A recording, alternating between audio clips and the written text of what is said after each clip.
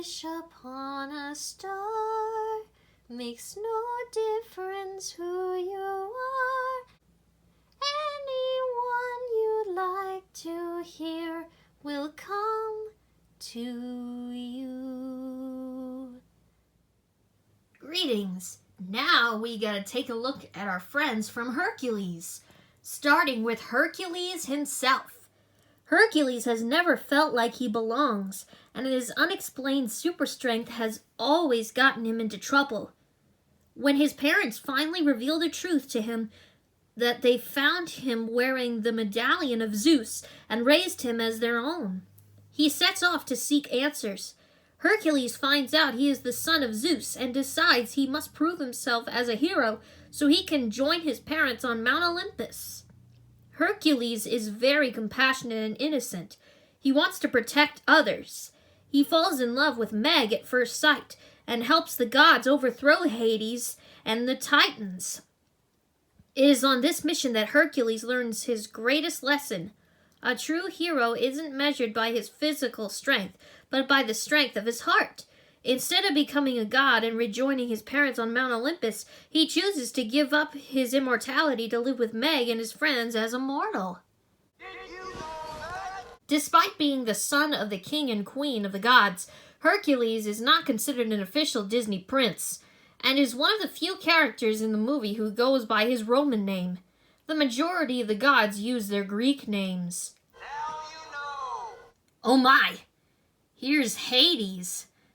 This god of the underworld is quite literally a hothead. He has an uncontrollable temper, and his blue-flamed hair turns red hot when he's angry. Hades hates the underworld and wants nothing more than to take the throne on Mount Olympus from his brother Zeus. He is often cruel to the souls who inhabit the underworld. In fact, his chief minions are named Pain and Panic. Hades loves to make deals. He is a master manipulator, but he honors every bargain he strikes.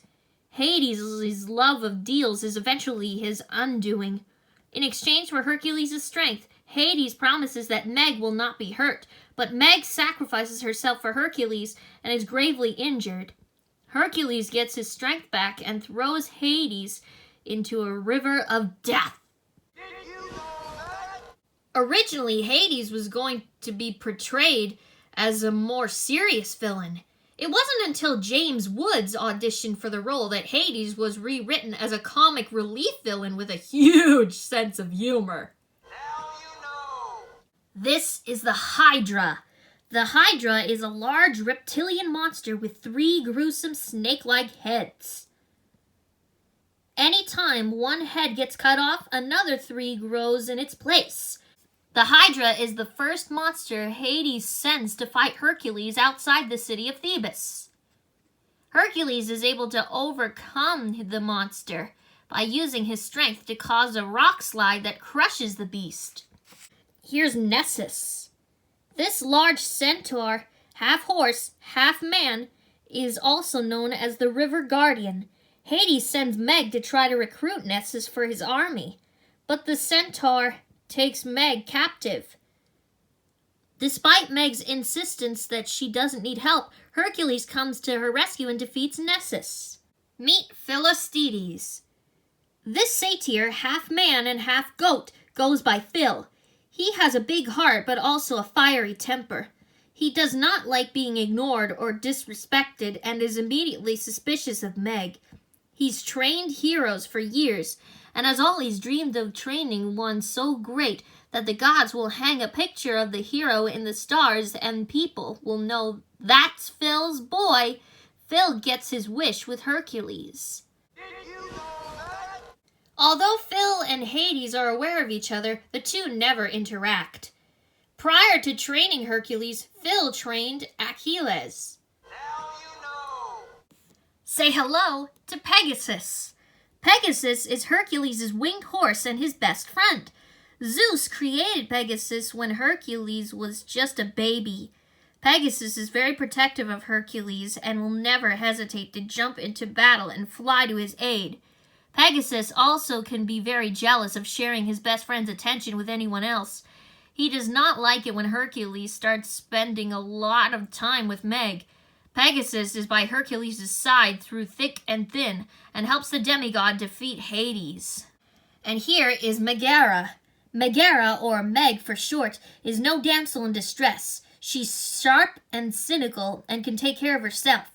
Hercules falls in love with her at first sight. Meg sold her soul to Hades in exchange for her boyfriend's life, but her boyfriend abandoned her.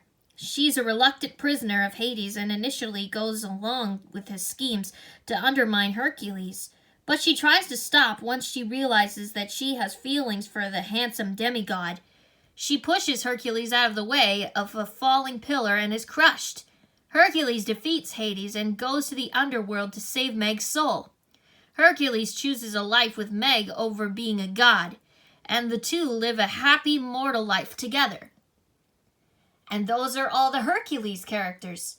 Join me next time, and we'll go back to France, but this time to Notre Dame, and explain characters from the Hunchback of Notre Dame.